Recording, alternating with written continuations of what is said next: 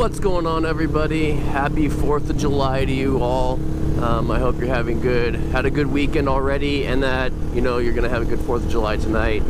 I got a little bit of a PSA I'm gonna kind of put out there, a little public service announcement here in a minute. Kind of give you guys an update on my bike. So just got a little over 1,200 miles on it, and it was perfect timing on this ride today because my oil light just came on. If you guys aren't aware about these bikes, they have a whole bunch of sensors inside of them. Obviously, the sensors are Chinese. The ECU, the computer that's interpreting all that information, is by Delphi. So you can actually hook up an OBD2 sensor to it. I'm gonna put a link in the description of the OBD2 sensor reader that I have, and that there's a conversion, a wiring harness that's specifically for this that hooks up to your OBD2. So check out those links if you want to know more. I don't need to hook up the sensor for this. I was already anticipating this light coming on because what this one is for is my change oil light. It really just depends on around like what time frame it pops on. I've seen people have them pop on around 500 miles, around 1,000 miles is when I was anticipating on it, because I don't really ride it that hard. The bike itself, the sensor, it's going to interpret all the information that the sensors are putting in.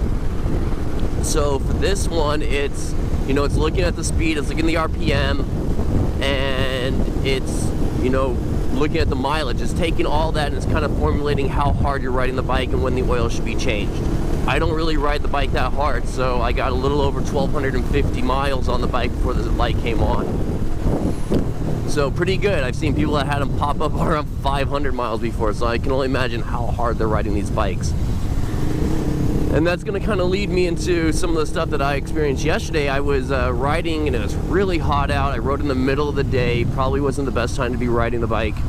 And I could tell that it was really starting to get hot.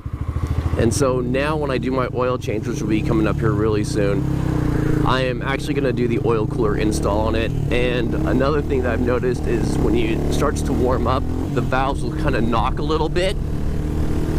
It's really windy outside today, so I hope you guys can hear me okay. Give me a like if you can hear me, or leave a comment or something. Let me know. So I'm going to have to do the oil cooler install on it, and I'll just do a video on it. I'll show you guys how I'm going to do it, how I'm going to route all the wire or all the plumbing on it, so you guys can kind of see that. On top of that, I'm also going to go and adjust my valves on the bike because I'm going to have the whole side fairing off to do it. I'll adjust the valves on there and I'll show you guys how to do that. I also have a link in the description for the tool that I'm going to be using for that.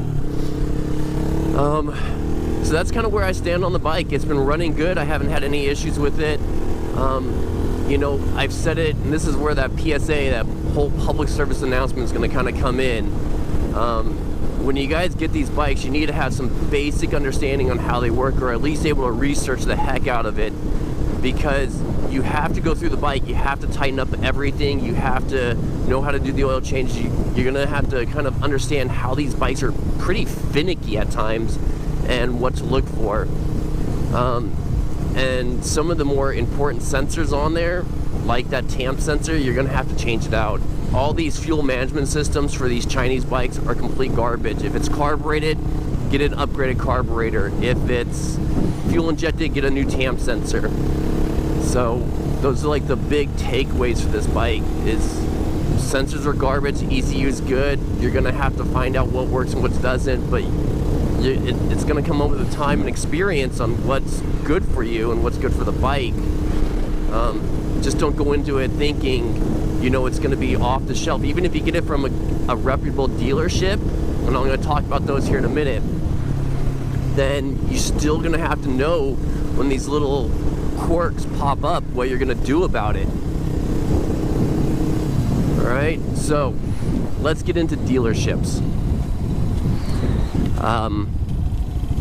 If you guys are looking at Venom Motorsports, I really hate to say this. I am really big on all the forums. A lot of you probably know me from the forums. Venom Motorsports, for whatever reason, is going through a period of crap. Let's just say it. They've they have definitely taken to a new low from what I've been reading.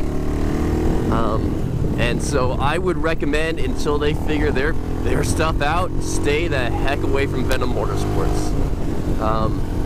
They are a company out of Canada, so hey, being 4th of July, maybe order from an American company, and I'm going to throw some names out here in a second, right? But stay away from Venom Motorsports. The big issues I've seen, and obviously they normally just used to take it from the port, the bike from the port, and then they would just ship it out, right? They would basically think of like a middleman. They get the bike delivered to them, and then they just, you know, forward the delivery onto you. Not a bad game plan. But now I don't know what the heck they've been doing.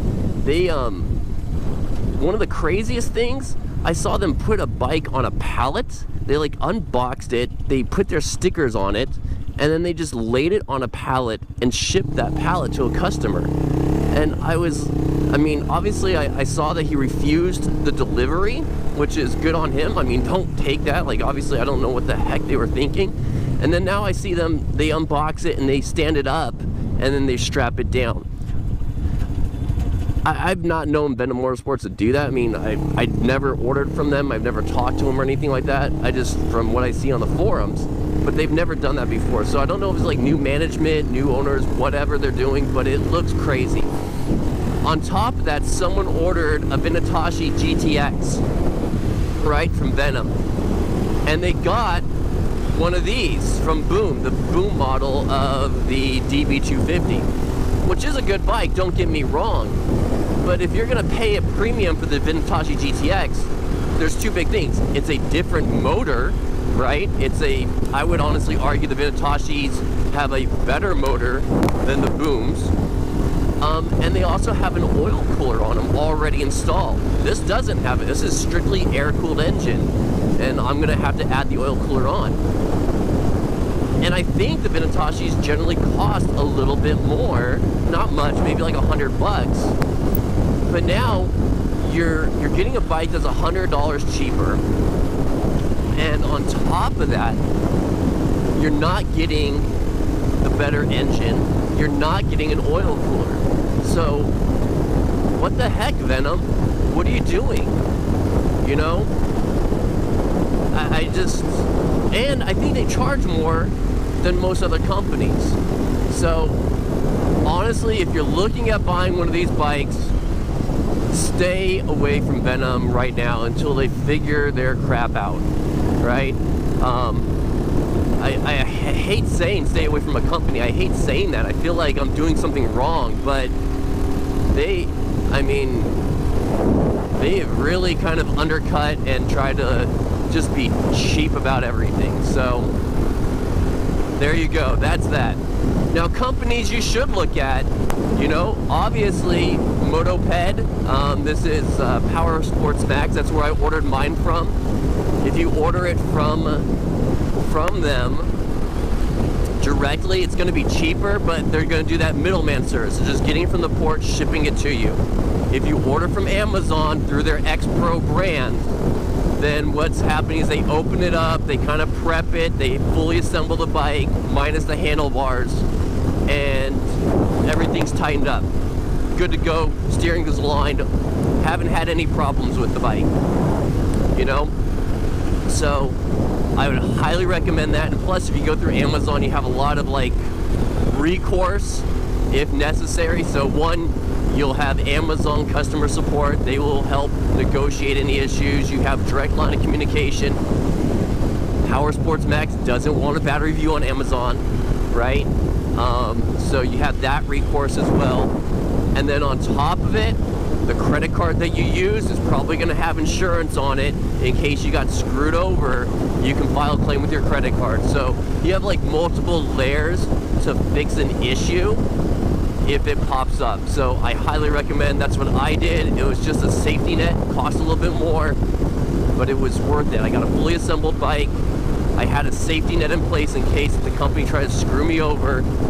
Venom, it is a foreign company, right? They're based out of Canada. They drop ship the thing to you. You have a problem, good luck. You ain't gonna be going to Montreal to fix it.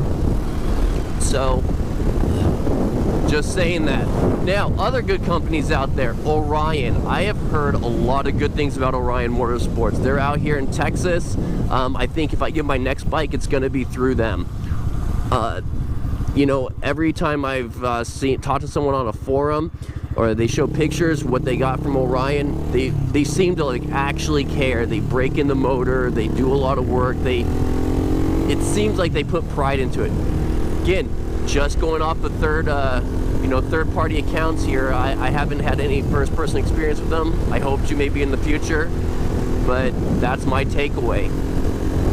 So that's gonna pretty much wrap it up. I hope you guys have a wonderful 4th of July. I hope you're getting a chance to go out ride, have a good time. It's about to rain here where I'm at. I think it's already raining. I got raindrops on my visor. So I'm gonna get back in, get home, and enjoy this holiday with my family and be safe out there. All right, take care, guys.